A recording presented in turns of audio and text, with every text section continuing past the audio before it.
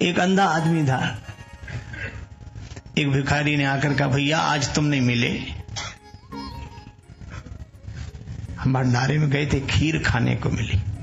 अंधा बोला, खीर कैसी होती है? खीर सफेद होती है। अंधा बोला, सफेद कैसा होता है?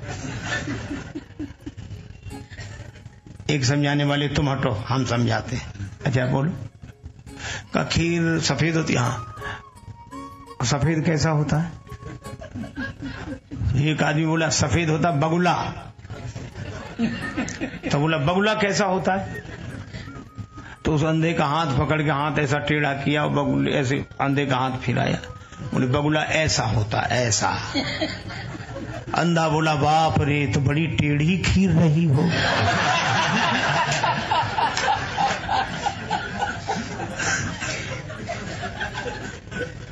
कैसे समझाओगे? बड़ा मुश्किल है। भगवान बुद्ध ने उन लोगों से कहा कि इसकी आंख का इलाज करा दो तो तुम्हें समझाना नहीं पड़ेगा। एक गांव था सूरदास नगर, अंधे ही अंधे रहे उसमें। हाथी निकला, घंटियां बजी, टन टन टन टन, अंधे दौड़े, चिल्लाकर बोले, भैया क्या है क्या है? महावत बोला, हाथी है। बोले, हमें देखना है। बोले, तुम्हारी आंख नहीं, तुम देखोगे कैसे? बोले, तुम तो हाथी को बिठाओ, हाथ से देख लेंगे हम तो। हाथी बिठा दिया गया। अब कुछ ने हाथी के कान पकड़े, कुछ ने सूंड, कुछ ने पांव, किसी ने पूंछ, किसी ने पीठ, ऐसे देख लिया। हाँ, लेकिन हाथी वाला तो चला गया। अंधों में झगड़ा शुरू। जिन्होंने हाथी की सूंड पकड़ी थी वो कहते थे हाथी पतले पेड़ की तरह होता, नीचे पतला ऊपर मोटा। और पांव पकड़े वो कहे नहीं, गोल खंबे की तरह होता है। और पूंछ वाले कहे नहीं, पतली लाठी की तरह आगे बाल होते हैं। और पीठ पकड़ने वाले कहते नहीं नहीं, तुम ब्रह्म गोल होता है। कान पकड़ने वाले कहें को छाजड़े की तरह होता है। अच्छा, अब आप बताओ इनमें कौन आदमी सही बोल रहा है और कौन गलत बोल रहा है? कोई गलत नहीं बोल रहा है, लेकिन कोई सही नहीं बोल रहा है। अंधों के तो दल बन गए। पूंछ वाले पांव वालों से नहीं बोलते थे, पांव वाले पीठ वालों से नहीं बोले, पीठ वाले कान वालों से नहीं बोले, कान वाले सूंड वालों से न बोले। कितने दल बन गए।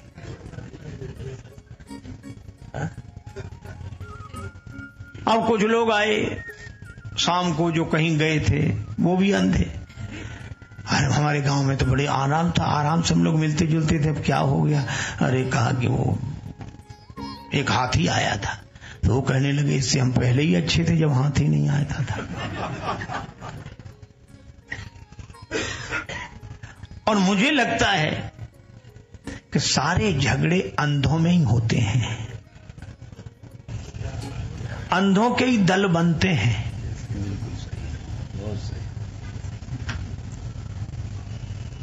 पर हमारी मजबूरी यह है कि हम उन अंधों को आंख नहीं दे पाते हैं। तो हमें उन्हें उपदेश देने की बजाय आंख देनी चाहिए। मुर्शिद वो जो असुदाए मंजिल कर दे, वरना रास्ता तो हर शख्स बता देता है। बोले वो महावत लौट के आएगा। तीसरे दिन फिर टन टन घंटे बजे, अंधे दौड़े, रुको रुको रुको रुको, हमें हाथी। बोले देखा नहीं था उस दिन। बोले उसी देखने ने तो समस्या पैदा कर दी। अब अपनी अपनी बात सबने कही, पतली लाठी की तरह, गोल चबूतरे की तरह, छाजड़े की तरह, पतले पेड़ की तरह, गोल खंबे की तरह। महावत बोला हाँ ऐसा भी है, ऐसा भी है, ऐसा भी है। तो अंधे बोले क्या 10-12 हाथी लिए हो? कहा कि हाथी तो एक ही है। तो कहा फिर हमको अनेक जैसा क्यों लग रहा है? महावत ने कहा इसका उत्तर केवल एक है कि तुम्हारी आंख नहीं है, और जिनके आंख नहीं होती उनको एक ही अनेक जैसा लगता है। एक परमात्मा अनेक जैसा लगता है, और वो अपनी जिद पर पक्के रहते हैं, चाहे दूसरे से न बोलें। महावत ने कहा कि अगर तुम आंख खोल सको, तुम्हें आंख मिल सके तो तुम देख लोगे। आंख नहीं होने पर एक में अनेक को देख रहे हो, और आंख होने पर अनेक में एक को देखोगे। तो जिसे अपने अंधत्व का, अज्ञान का बोध नहीं हुआ, उसे ज्ञान का बोध क्या होगा? इसीलिए कहते जिसको नहीं है बोध तो गुरु ज्ञान क्या करे। गुरुजी के पास उपचार के लिए जाए तो अयोग्य होकर नहीं, इतना तो योग्य हो, कम से कम बुद्धि तो काम करती हो। लेकिन हमारे यहां गुरुदेव के आगे सिर झुका देते हैं, और सिर झुकाने का अर्थ कि ये बुद्धि भी अब आपको समर्पित। अब बहस नहीं, अब विश्वास। तो मैं आपसे चर्चा कर रहा था कि ब्रह्मा जी बुद्धि के देवता हैं, परम पवित्र हैं, बड़े ऊंचे हैं, लेकिन उनको भी लग रहा है निज करनी का जो कतऊ न देखी, हमारा बनाया हुआ कुछ दिख ही नहीं रहा है। शंकर जी ने समझाया,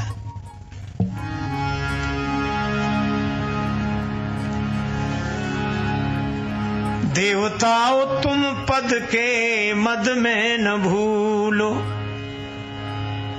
शादी श्री राम की है ये भी न भूलो, कर दिया सबको शिव जी ने आगाह है, अजीबा हवा है, अजीबा हवा है, अजीबा हवा है, अजीबा हवा है।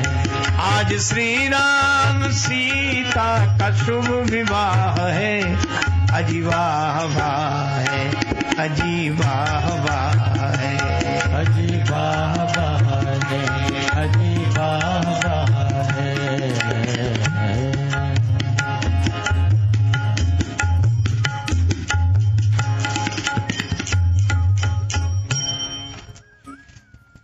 शंकर जी ने कहा, ब्रह्मा जी क्या देख रहे हो? हमें हमारी करनी नहीं दिखाई पड़ रही। शिव जी बोले, यहां राम जी का विवाह देखने आए हो कि अपनी करनी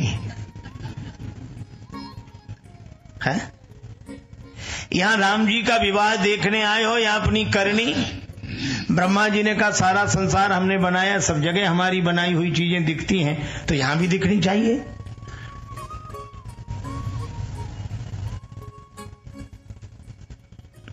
शिव जी ने कहा, ये विवाह किसका है?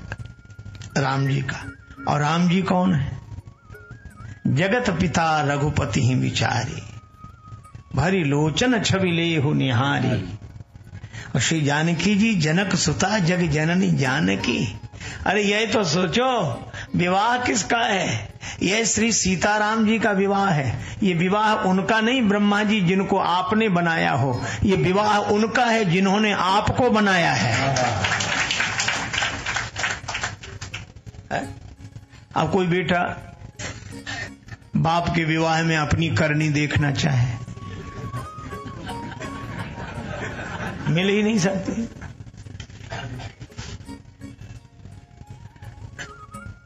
एक सज्जन बोले, आजकल तो देखा जा सकता है, पहले तो बेटा बाप का विवाह ही नहीं देख सकता, और आजकल देख सकता है। वीडियो फिल्म बना लेते हैं, और फिर जब शादी की सालगिरह होती है तो उसको देखते हैं सब लोग बैठकर, पुरानी स्मृतियों का आनंद लेते हैं। मान लो 5-7 वर्ष बाद देख रहे हों, और छोटा बेटा 2 साल का गोद में बैठा अचानक रोने लगे। माँ ने कहा, क्या है? मम्मी, इसमें हम तो कहीं दिख ही नहीं रहे। फिल्म तो तुम तब नहीं, तो हम आज हैं, आज फिल्म दिख रही तो हम भी दिखने चाहिए। बेटा, ये फिल्म तब बनी थी जब तुम नहीं बने थे। यह तो विज्ञान का चमत्कार है कि फिल्म ही दिख गई। शंकर जी ने कहा, यह भगवान की अघटित घटना पटियसी माया की विलक्षण शक्ति का चमत्कार है कि बीते हुए युग की घटना हम आज अभी वर्तमान में ऐसे ही देख रहे हैं। लेकिन ब्रह्मा जी ये शादी आज होते हुए दिख रही है, पर आज की नहीं है, ये तब की है जब हम बने ही नहीं थे। इसलिए तुम एक काम करो, तुम करता हो ये विचार दिमाग से निकाल दो, तुम तो उसका ध्यान करो जो तुम्हारा करता है। और मैं आपसे कहूं, आज भी अगर व्यक्ति ये मान ले कि मैं करता हूं, परेशान रहेगा, और जिस दिन ये जान ले कि मेरा भी कोई करता है, उसी दिन प्रसन्न हो जाएगा, परेशान नहीं रहेगा। इसीलिए हमें भगवान का स्मरण करना चाहिए। ब्रह्मा जी प्रसन्न हुए कि नहीं, बात ठीक है। लेकिन ब्रह्मा जी बोले एक और परेशानी है, ये बुद्धि से जो काम करते हैं परेशानी रहती है। अब क्या परेशानी है? अब हमारे 8 ही आंखें, 8 ही नयन जानी पछताने। शंकर जी से बोले आपके पुत्र कार्तिकेय जी के पास तो 12 नेत्र हैं, कम से कम हमसे तो डेवड़े हैं, ज्यादा हैं ही, हमारे 8 ही। और इंद्र को देखो जिसका श्राप वरदान बन गया, 100 नेत्र हैं उसके, आज पुरंदर समको नहीं।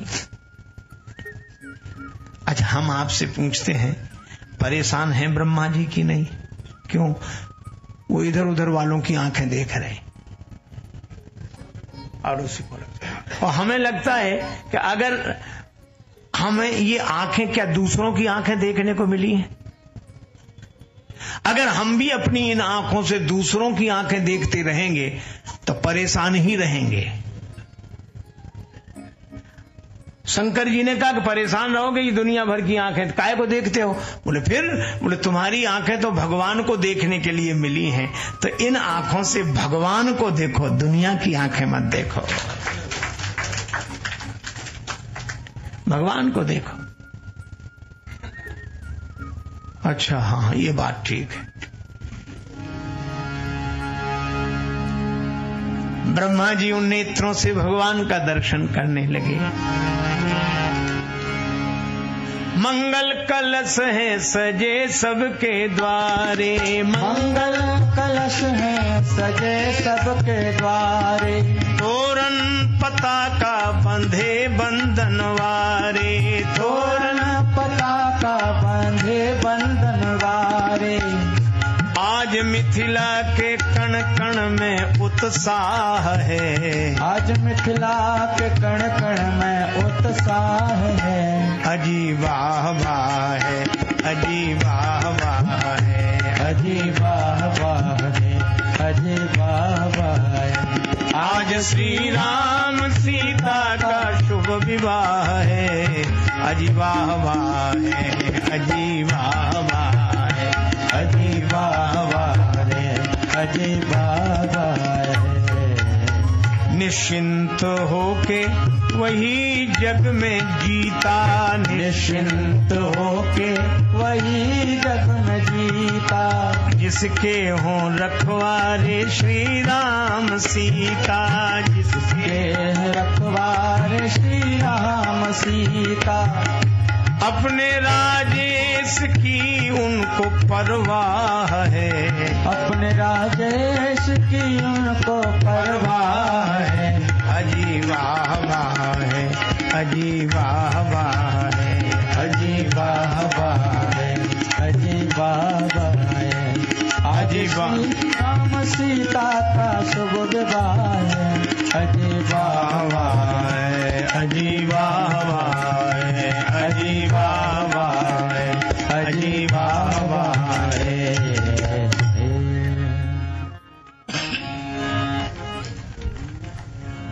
भगवान श्री राम का पावन विवाह का मंगल महोत्सव, वाह वाह। श्री राम वृंदावन की घटनाएं। एक बात है, वृंदावन से निराला कहीं कुछ नहीं, प्रेम धाम है। पंडा लोग बैठे यमुना जी किनारे, भंग के रंग में ओए तो मस्त पड़े, कहते ही भंग पिए ऐसी पिए जैसे गाढ़ी कीच, और घर के जाने मर गए आप नशे के बीच, सवेरे फिर छनेंगे।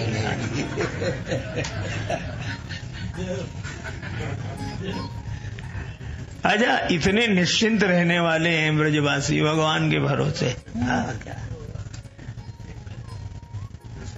अब एक आया और महाराज हम स्नान करेंगे, संकल्प मंत्र लाओ। पंडा जी ने शुरू किया, मासा नाम उत्तमे मां से जम्बूद्वीपे भरत खंडे, सब सही बोला। था शुक्ल पक्ष, बोले कृष्ण पक्ष, और जो पंडा थे वे तो इसी में बैठे रहते कि मौका तो मिले। तो उसने जैसे ही शुक्ल पक्ष को कृष्ण पक्ष बोला, बोले ये गलत बोल रहा है, गलत बोल रहे पंडा जी, ऐसा नहीं है, शुक्ल पक्ष है कृष्ण पक्ष। अब पंडा को भी होश आया कि गड़बड़ी तो हो गई, लेकिन पंडा भी भगवान कृष्ण का पंडा कहने लगा ये सब झूठ बोल रहे हैं, हम सही कह रहे हैं। तो कैसे, क्या सही कह रहे हो, शुक्ल पक्ष है कि कृष्ण पक्ष? पंडा बोला ये वृंदावन है, यहाँ हमेशा कृष्ण ही पक्ष रहे, शुक्ल पक्ष कहाँ। जय हो, जय हो। यहाँ हमेशा ही कृष्ण पक्ष, शुक्ल पक्ष नहीं रहता, कृष्ण पक्ष। कासों कहो कौन सुने माने को कही की सही, जैसे ब्रजबाला नित्य बातन बनावती, पालन करत जोन 14 भुवन ताही, पल पल बीच डार पालने झुलावती, बिंदु विधि संभव के ध्यान में न आवे जोन, ताहे ले ले लोरन खिलौनन खिलावती, और कुंज मन रंजन में ठाणी कर कंजन सो अलख निरंजन के अंजन लगावती। जय हो, जय। वृंदावन में भगवान की लीला में मस्त मगन रहने वाले लोग। एक जगह ब्रह्म की चर्चा हो रही, वेदांती लोग, ज्ञानी जन। एक ब्रजवासी दूसरे से कहे भैया ये ब्रह्म कौन हो? दूसरे बोले हो तो होगा, अपने लाला से अच्छा नहीं होगा। तो ये ब्रह्म हम तो सुने हो ना है। तो दूसरे बोले होगा तो अपने लाला को कोई सारो वारो लग तो होएगा।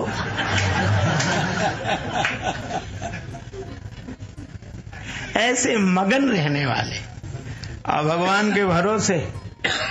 भगवान कृष्ण ने मुष्टिक और चांडूर जैसे दुष्टों को पछाड़ दिया। भगवान कृष्ण बोले अब कोई पहलवान हो तो आवे, सामने आवे। सो मनसुखा खड़े हो गए, हमसे लड़ो। भगवान का भले आदमी तुम्हें कौन ने बुलाए? बोले आपने कही को पहलवान, तो हम पहलवान। तो बोले आपको कहना चाहिए कंस के दल का कोई पहलवान। भगवान कृष्ण बोले अच्छा लड़ ले। मनसुखा से कुश्ती हुई, भगवान कृष्ण हार गए, मनसुखा जीत गए।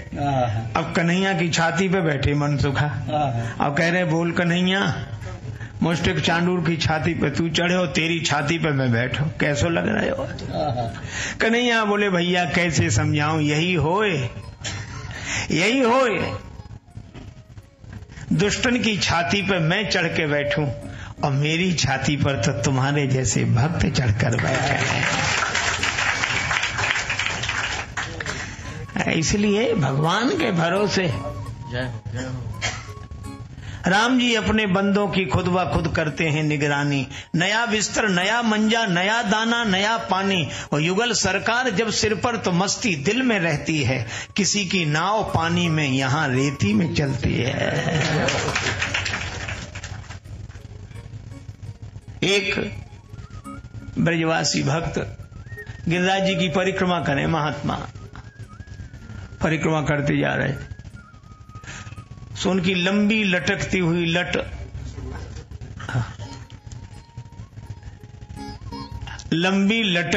लट एक जगह उलझ गई, और जहां उनकी जटा उलझी वहीं खड़े हो गए। किसी ने कहा कि बाबा जटा सुलझा है, आगे चलो। महात्मा बोले हम क्यों सुलझाएं, क्या हमने उलझाई है? तो लोग बोले बाबा हम सुलझाए दें जटा। बोले तुम क्यों सुलझाओगे, क्या तुमने उलझाई है? जिसने उलझाई वही सुलझाए। अब ऐसे विलक्षण लोगों के पास ठहरे कौन? थोड़ी बहुत देर हाथ जोड़े सब चले गए, बाबा वहीं खड़े। लट उलझी सुलझा जा मोहन, लट उलझी सुलझा जा मोहन,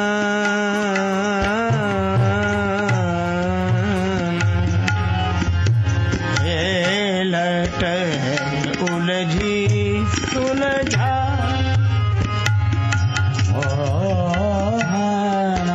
लट उलझी सुलझा। रात भर खड़े रहे। सवेरे सवेरे भगवान श्री कृष्ण आए। बाबा मैं सुलझाए दूं? बाबा बोले तुम कौन हो? अरे मैं ही कृष्ण हूं। हम कैसे माने कि तुम कृष्ण हो? हमने तो तुम्हें देखे नहीं, पहली बार देखे। अब बोलो, अब भगवान को भी भगवान नहीं माने, अब बड़ी मुसीबत। भगवान ने कहा कि हम भगवान हैं, सब लोगों के कहने से क्या होता है? फिर श्री राधा रानी कह दें तो हम मान लेंगे। भगवान श्री कृष्ण ने श्री राधिका जी से कहा। राधिका जी आई और कहा कि बाबा यही अपने परम प्रियतम श्री कृष्ण हैं। तो बाबा मुस्कुरा कर बोले हम तो पहले ही जान गए थे।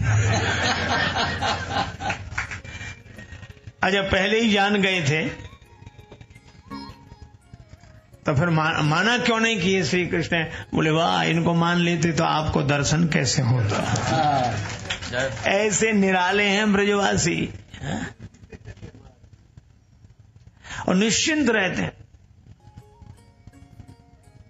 और जो भगवान के भरोसे निश्चिंत रहते हैं, भगवान उनकी चिंता करते हैं। वो कठिन कठिन सी मंजिल ये मेरी शिकस्ता पाई, मैं तो थक के बैठ जाता तेरी याद काम आई। मैं बेनवा मुसाफिर तू चिरागे राहे मंजिल, मेरा काम भटक जाना तेरा काम रहनुमाई। और मेरे दिल से कोई पूछे तेरी शाने ना खुदाई, तभी आ गए मदद को जब नाव डगमगाई।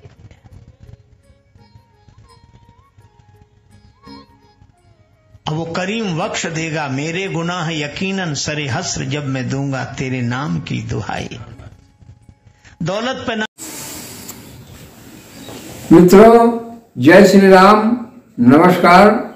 आप सब हमारे इस हास्य कथा के कार्यक्रम को बहुत ही मजेदार पूर्वक और बड़े ध्यान पूर्वक सुना आपने। पूरा हमारा कार्यक्रम आपको कैसा लगा? तो इस कार्यक्रम में हमारे आप चैनल के जो भी आ रहे हैं प्रसंग, इसमें आपको हास्य कथाएं भी बहुत ही मार्मिक ढंग से मिल रही हैं। तो आप हमारे चैनल पर लगे रहें और सुनते रहें बराबर। तो आपको ऐसी ऐसी रहस्यमयी कथाएं मिलेंगी जिससे आपकी जो हंसी भूल चुके हैं आप, वो सारी चीजें यहाँ उपलब्ध होती रहेंगी। क्योंकि आज के इस भौतिक समय में हर व्यक्ति परेशान है और यही लगा हुआ है हाय धन हाय धन, और उसका मन मस्तिष्क चित्त सभी बिल्कुल सीरियस बना हुआ है, जिससे कि शरीर में अनेकों प्रकार की बीमारियां उत्पन्न हो रही हैं। इसका कारण बस मूल यही है कि हम संसार में परेशान हैं, हर भौतिकता की चीज हमें चाहिए। तो भौतिकता के लिए हम जब सन्मार्ग और सत्कर्म करते रहेंगे तो निश्चित है हमें टिकाऊ चीजें, हमारा जीवन अस्थायी बनेगा। तो अस्थायी बनने के लिए हमको ही यत्न करना पड़ेगा। ईश्वर या भगवान वो सब नहीं ऐसा कर पाएंगे कि आपको सब देते रहें, आपके मुंह में खिला भी दें, क्योंकि बनाना खाना हमको ही पड़ रहा है। तो किताबी ज्ञान लेना है, पढ़ना है, अनुभव करना है, परीक्षाएं देना है, तब पास होकर के कहीं जाके हम सर्विस पाते हैं, नौकरी पाते हैं, और तभी हमारा जीवन एक कल्याण मार्ग की तरफ चलता है। किंतु हम वहां पहुंचने के बाद हमें धर्म नहीं भूल जाना चाहिए, परोपकार की भावनाएं छल। तो साथियों, जब तक हम परोपकार, धर्म, इन सब मार्गों पे नहीं चलेंगे, तब तक हमारा कल्याण का मार्ग नहीं प्रशस्त होता है। तो हमें ये चाहिए कि हम अपने जीवन यापन को करते हुए और दूसरे की भलाई में भी हमारा समर्पण भाव हमारे पास होना चाहिए। हम जिस कार्य में लगे हुए हैं उस कार्य को करते हुए किसी को कष्ट न पहुँचे और हम सेवा भाव में लगे हैं तो हमारा निश्चित है आगे बढ़ंत ही होती जाती है हर व्यक्ति की, क्योंकि ये धर्मशास्त्रों ने जो बताया है नियम वही बिल्कुल चल रहा है।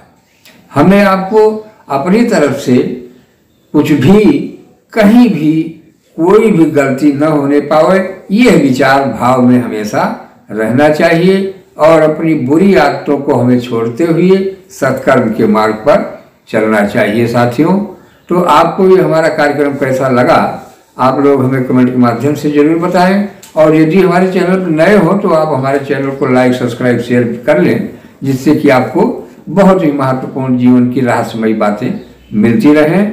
और जो भी त्रुटियां होंगी क्षमा करेंगे दोस्त। धन्यवाद।